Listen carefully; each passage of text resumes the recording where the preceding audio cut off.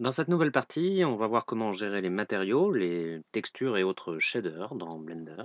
Tout d'abord, on va commencer par voir quelques bases, comment ça marche exactement et comment on fait précisément. Pour ça, on va voir deux méthodes.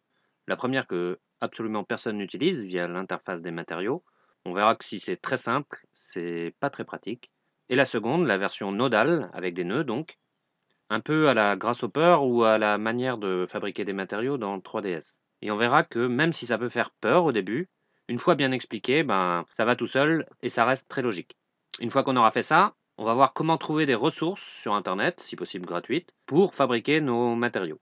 Ce qu'on va faire avec le tout nouveau shader de Blender, le BSDF principal, encore un nom compliqué pour un truc simple. On verra que c'est un shader qui nous permet de faire à peu près tout, et une fois qu'on aura fait ça, on verra comment appliquer ces matériaux à nos objets, et on verra que beaucoup de gens se soucient du dépliage des UV dans Blender, alors qu'en architecture, on n'en a pas vraiment besoin, même si c'est une méthode hyper puissante, elle s'applique plutôt aux objets organiques ou du moins aux objets compliqués ou irréguliers, et pas à des surfaces planes comme des murs ou des dalles, comme on a l'habitude de travailler en archi.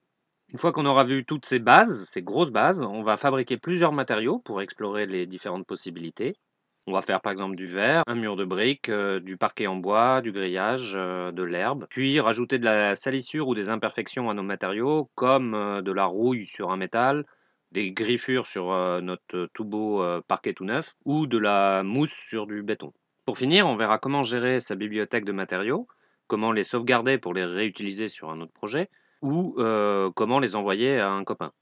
Enfin, on verra quelques plugins utiles pour les matériaux, mais malheureusement, ce sera surtout des plugins payants. Il n'existe pas vraiment de plugins vraiment efficaces et gratuits pour la gestion de matériaux. Enfin, si vous avez des suggestions, je prends. Mais on verra que même s'ils sont hyper pratiques, on peut facilement s'en passer. Allez, on y va. Here we go!